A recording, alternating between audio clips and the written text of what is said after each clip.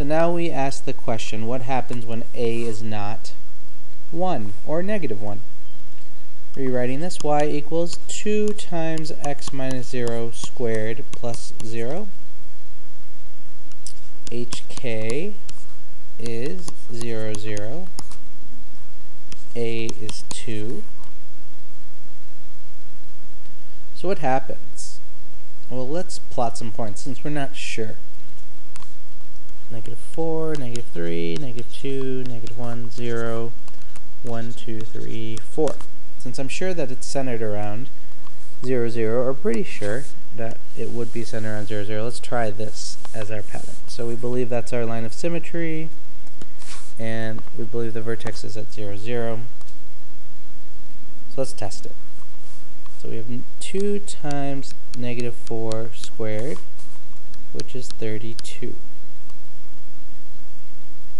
We have 2 times -3 squared, which is 18. 2 times -2 squared is 8. 2 times -1 squared, 2. 2 times 0 squared, confirming our vertex is 0, 0. Or at least there's a point 0, 0. 2 times 1 squared is the same as 2 times -1 squared. So 2, and I'm going to start going back up, which means I'm symmetric 1832. So what's going on here? What's the jump? Let's look at the jump pattern. So this is from the vertex +2, +6, +10, +14, going both directions.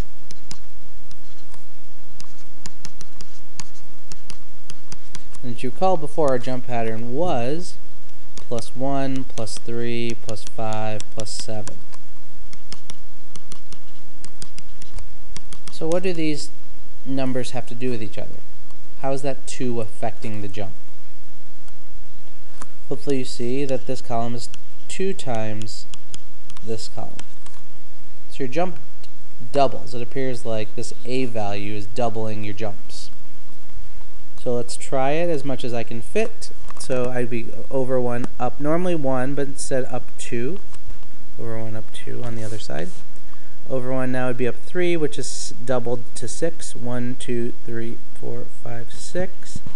And you'll notice what this is doing. You think the bigger number makes the parabola bigger. It actually makes it skinnier because you have to double how much you're jumping for each x value you're going over. So that's skinnier than your parent function y equals x squared. But the key here is that if you know your jump pattern, it looks like the a value is just multiplying that jump pattern. So again, you don't need to plot every point to know. So let's, again, h and k is my vertex, x equals h is my line of symmetry, my a times my jump pattern